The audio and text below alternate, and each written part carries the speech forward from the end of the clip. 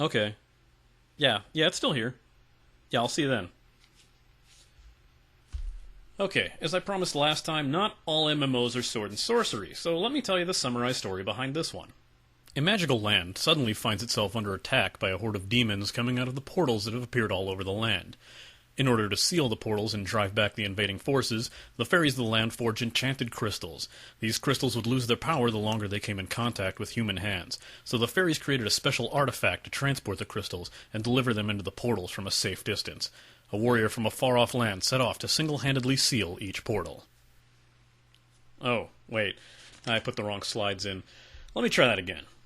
A magical land suddenly finds itself under attack by a horde of demons coming out of the portals that have appeared all over the land. In order to seal the portals and drive back the invading forces, the fairies of the land forge enchanted crystals. These crystals would lose their power the longer they came in contact with human hands, so the fairies created a special artifact to transport the crystals and deliver them into the portals from a safe distance. A warrior from a far-off land set off to single-handedly seal each portal. Yes, what you've just heard is the most convoluted explanation to the origins of golf since that one Robin Williams stand-up special. This is the MMO Grinder, and it's time to look at Pangya.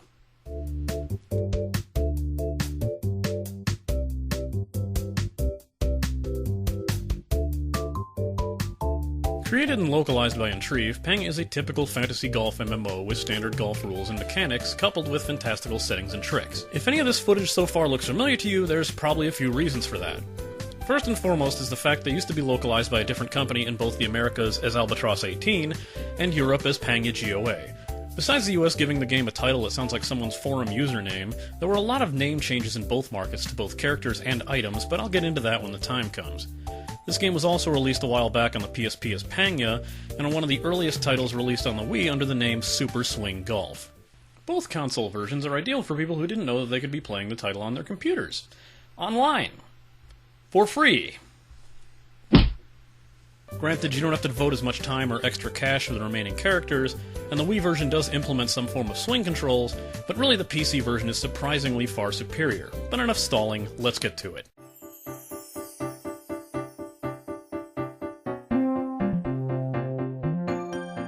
Pangya is as colorful as you'd expect from a fantasy golf game. If you've ever played Hot Shots Golf or Mario Golf, you'll know what to expect. If you're more in tune with an EA Sports golf game, just be prepared to scream at the insane course layout and physics in general. Pangya has your typical picturesque golf courses: sunny beaches, windswept valleys, desert ruins, steep mountainsides, glaciers, active naval armadas, and hell. Each course is colorful and features different lighting and weather effects, as well as unique creatures that sometimes wander the fairways. Each character is a typical anime-styled character, again, not unlike Hot Shots Golf, and they all have a unique look to them. Each course and character are cartoonish 3D models with crisp, colorful textures that allow for decent visual experience even on some low-end computers. Certainly better looking than the Wii version, anyway.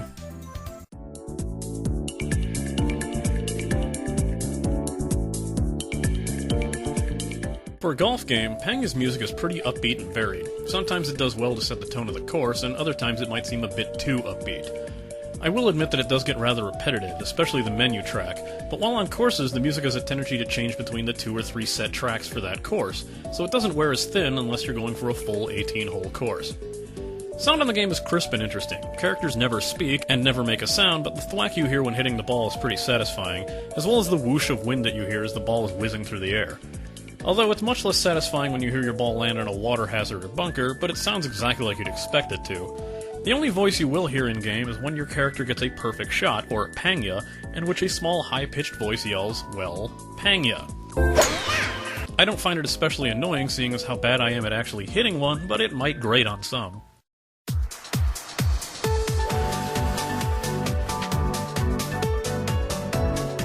Starting out in Pangya is pretty simple, and learning the ropes isn't all that tough either. When you're setting up your account at Intrive.net, when you list your gender as either male or female, it'll grant you one a free character depending on which one you pick. Males will get Nuri and females will get Hannah. You can then choose from a limited palette of colors to change their hair and shirt color once you've logged into the game. Once you've passed the launcher and the login screen, you'll be taken to the server choice. In this game, what server you choose doesn't matter as your info transfers across all characters and you can switch your server at any time. The top server is usually the most populated one. Once the server is chosen, you can choose the channel where the server is split into 4 areas. The newbie area is labeled Rookie/Beginner, and as the description makes it sound, it only houses players of Rookie or Beginner rank, so once you've gotten past those levels, you can no longer enter there. All those channels are full access to anyone, and the yellow bar underneath represents the channel population. If the bar is red, that channel is full, and you'll have to choose another one or wait for it to free up some spots. From there you can choose to head to training, to learn the basics if you wish, or if it's your first time playing, you're taken there automatically. Doing the training exercises grant you items, which I'll get into later, so it's a good idea to clear out Novice and Intermediate. One major issue is that the few years this game has been available, I've never seen the Expert training area unlocked. I can't tell you if it's rank-based since I've never gotten past the beginner rank, or if the company is just sitting on their hands. Family mode is actually an offline mode where you can play with friends locally. You can technically play this mode single player, but the game requires 2 characters or more to start, so you would have to play both characters if you want to go it alone. You can also use any club sets or characters you've purchased. It's a good mode to practice your game or familiarize yourself with the courses. You don't gain any of the in-game currency or experience points in this mode though, so you might be better off just going at it online. There's a small blue bar on the bottom of the menu screen that contains the cash shop, character management, and other items, but we'll get more into that once we cover the cash shop. One last item of notice here before you start the actual game is the event button, usually flashing in the upper corner. This is where you'll find the current minigames or quests pertaining to the current event going on. For example, the one over here is the Spin the Wheel Summer event, where you can win chances at random summer-themed items depending on how many times you've logged in or how many holes of golf you've played. Enough stalling. Click Start Game to head into the lobby to start the real meat of the game. The lobby consists of a list of active game rooms and a list of online players. You can chat with the people here, or click on a room with an open spot when you're ready to join the game. Once in there, click Ready if you're ready to start, and the room's leader will start the game. Man, I'm making this sound way more complicated than it actually is. Okay, let's talk about the actual golfing for once. If you're used to almost any type of fantasy golf game, you'll be able to grasp the concept pretty easily. Control of the game is fairly simple. When it's your turn to hit the ball, you can aim in the direction of your choice by pressing the left and right arrow keys. Right-click on your mouse and you can get above the head view of the course and your possible shot path. Ideally, you'll want to aim for the open fairways until you can reach the green, but keep an eye out for more unorthodox shots like small islands and mountain paths that could possibly cut numerous strokes off the course, as long as you're willing to take the risk. You can choose your club by cycling through with the mouse wheel, noting that your projected shot path will be different on the course as you do so. The game will usually default to the club best suited for your current situation, but you can usually choose between any of them if you need a bit less or more distance. Beware that there are occasions where the game will outright refuse to let you use a certain club. Now, in order to hit your shot once it's lined up the way you want it, hit the spacebar to start the power slider on the bottom of the screen. Ideally, especially during tee-off, you want to get the slider as far to the right as possible to max out your power. Once you have the power slider where you want it, hit space again to mark your power, and hit it again to try to get the slider in the white area in the middle. If you're too far left or too far right, the ball will hook or slice, and you won't get the desired result in your shot. If you hit dead center, you'll hear that infamous along with the words emblazoned on the screen as your shot sails through the air. Each successful Pangya will add to your power reserve meter near your name, and when you have a bar in red, you can use Alt to increase the strength of that shot. Swinging will take some serious getting used to, but if you mess up on the setup or power, as long as you don't take that final swing, you can try it again. This is, unless you don't get your shot off before the clock runs out. From this point on, it's fairly standard golf. Shoot for the fairways, then the green, then putt. Putting works just like swinging, except you only need to input the power of your shot. Read the green from the grid provided, and make your shot accordingly. Again, it will take practice. Another thing of note is the items. Most of these will be purchased in the cash shop, and thankfully many of them can be bought with the in-game currency known as Pang. These range from increasing your shot's power, your curve or spin ability, or even stopping the wind before taking your shot. You have a limited number of slots to place items to use in a round of golf, and they must be equipped before you can use them. Press the potion icon on the swing bar to pull out the menu, and click on the one you want. This only works when it's your turn to shoot, so it's not like you can see what items other people are carrying. The game will often reward you with random items, so unless you find yourself using a lot of a specific type, you won't immediately find yourself running to the shop to restock. One thing you'll probably see in-game are other players performing shots that involve some bullshit-looking maneuvers like soaring into the air and teleporting downward in an angle, or slamming directly into the ground with an explosion, stopping immediately where it lands. Before you start screaming hacks, keep in mind that it's the other part of the fantasy in this fantasy golf game. Special shots that are extremely tough to pull off. Special shots include the tomahawk, where the ball crashes into the ground with an explosion and remains where it lands. The spike, where the ball sails upward and then fires forward into high velocity, landing in the same way the tomahawk does. Then the cobra shot, where the ball stays low to the ground and then sails slowly upward at the end. Each course has laid out areas where knowing where and when to do these shots can get your ball to the green in one shot, even in a par 5. Some people can even combine them with spin and curve for the ultimate showcase of telling physics to suck it. As you can imagine, though, they are not easy to pull off. Each special requires you to use a power shot, either built up or with an item, and get as near to max power as you can get, and then input a combination of arrow keys as the slider is heading back and still make sure that you swing for the Pangya. Did I mention that the arrow keys can only be entered after the slider has reached halfway point of the power meter on the way back? Y'all have fun now. To perform a tomahawk, hit up, down. To perform a spike, hit right, down. And for a cobra, hit right, up. If you think this sounds easy to screw up, you are both correct, and not someone I've played alongside in-game. Speaking of other people...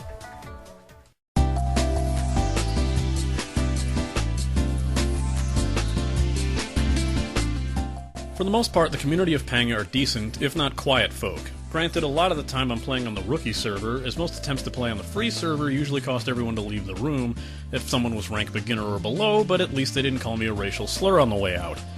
For the most part, people just don't talk much in this game. I'm usually the one to initiate conversation, and banter is more often limited to, "good shot," "oh no," and several thousand emoticons.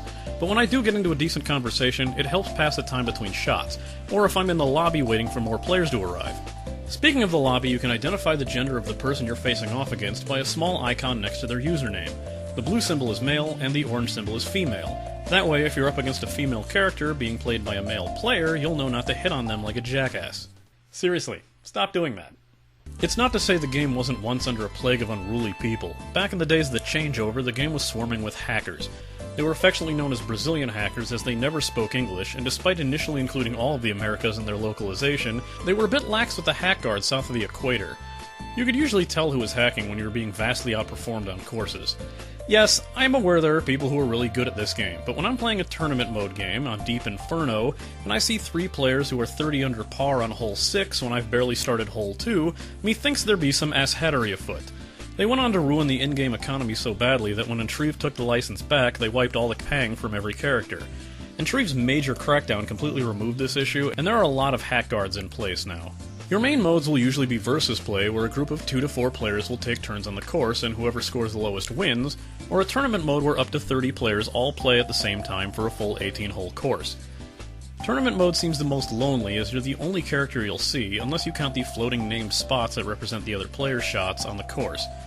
It is one of the best ways to win money and items, however.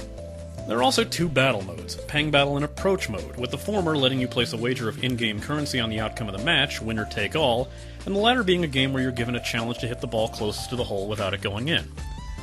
One last game type isn't a game at all.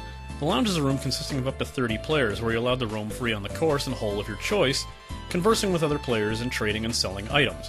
It's nice to wander the course and take everything in without being restricted to where you can shoot from. For the most part, it's usually just a glorified chat room, but being able to choose the music you listen to makes it a good place to, say, record the songs you want and use for a review when you can't find them anywhere else. Remember, if you're not finding the game type you want, you can always host your own lobby and choose the options of the match at your leisure, making sure to either wait for others, or invite friends, guild members, or strangers into the room. Just make sure to tell them to click ready, or you'll be sitting there a good while.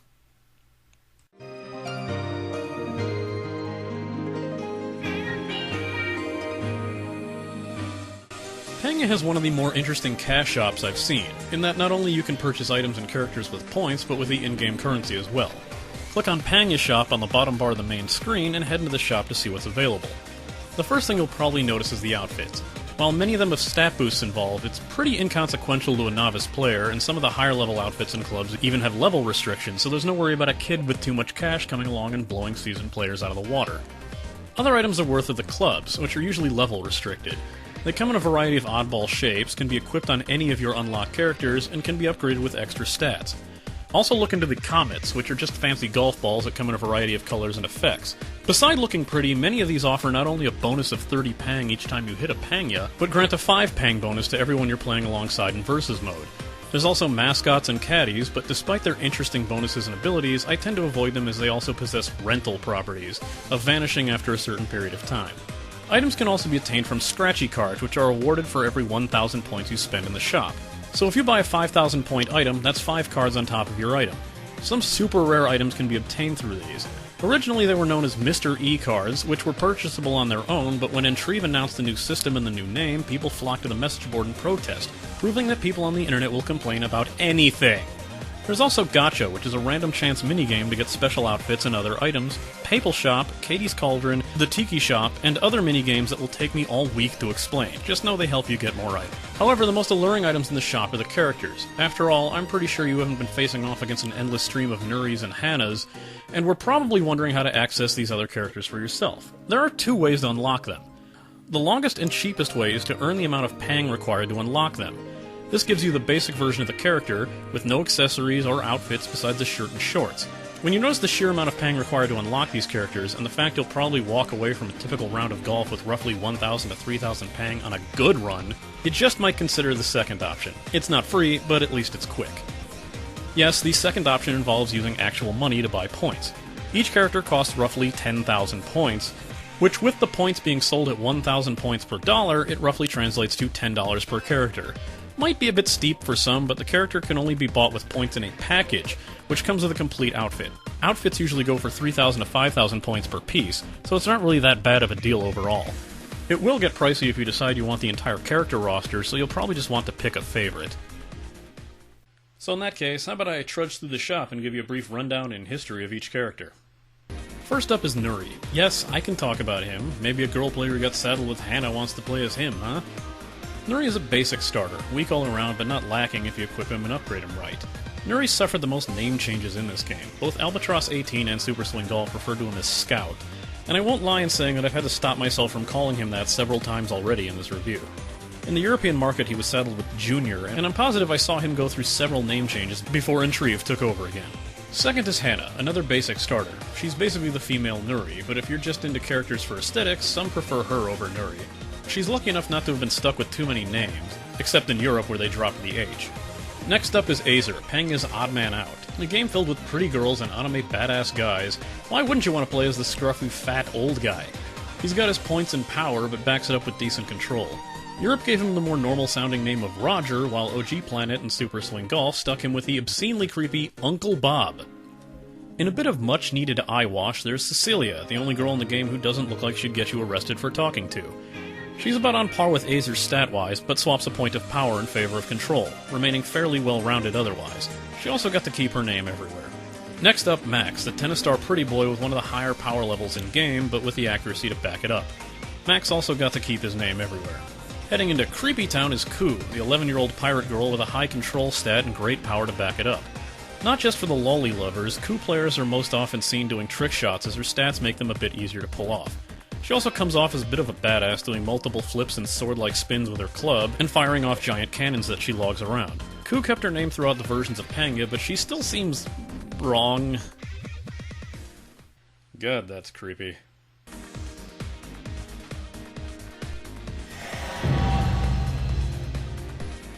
Ah, here we go. Much better.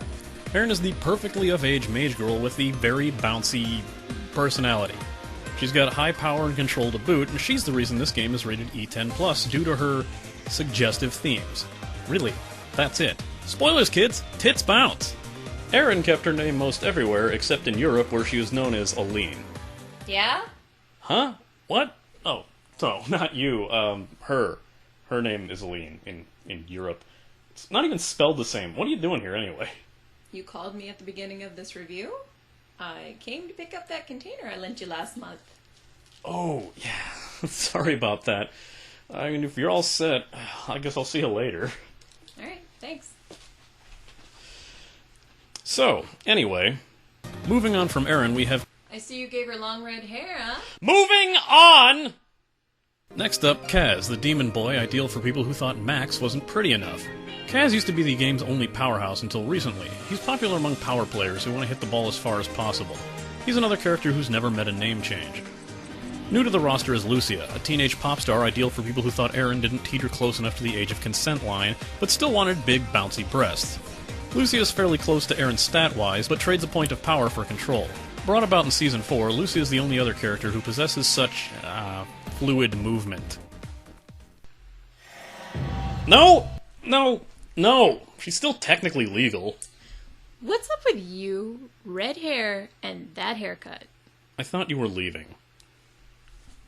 Lastly is Nell, a new addition for Season 5 and ideal for those who thought Ku wasn't lowly enough.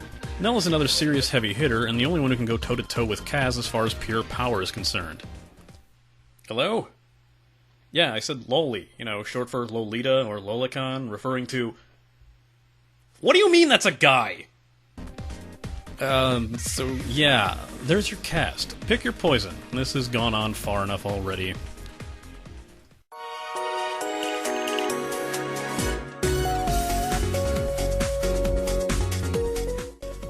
I'll just say it. I like Pangya. Intrigue's marketing and business decisions have been the source of much internet rage, but the game is a great casual MMO fantasy golf game that, when you get right down to it, you don't have to pay a dime to play. If you're willing to give into the grind, you can have everything you'd want without spending a cent. Still, at the very least, it's a bit of casual fun as long as you enjoy the genre and don't get caught up in the BS. Here's my final rating. Obviously, you're gonna have to like fantasy golf, but as those games go, it's really good. After all, not many other free-to-play games get console releases, so it's gotta have something winning in its formula. Easy to learn, but hard as hell to perfect, Pangya will keep you coming back, but do it in short bursts. Obviously, you're probably not going to have as much time as you do money, so a character will probably be on your purchase list if you decide to stick with this game. If you're looking to round out your leftover points, comments are nice and cheap and will last you a good while before you'll ever need any more. The Pang bonus they offer really adds up. Since the game is constantly dousing you in items, you probably don't want to worry about spending money on them, and instead, use your Pang to garner the edge. I shouldn't need to say it, but if you hate golf, period, fantasy or otherwise, this game will not convince you to like it. Again, like Luna, it's a very colorful and cutesy game, so if that drives you off, there are some other less flashy golf games out there. Some of the games run on really, really long, and waiting in a room full of quiet people can be unbearable sometimes. Make sure you've got the patience. Next time, I'll be looking to an MMO that globally, its player base actually dwarfs World of Warcraft, and I have no idea why.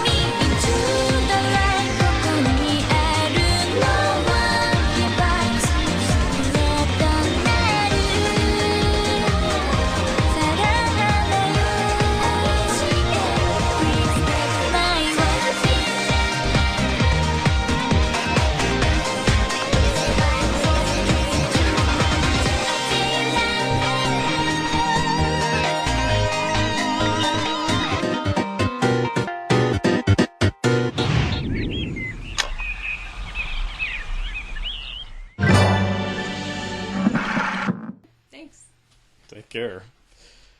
So, anyway.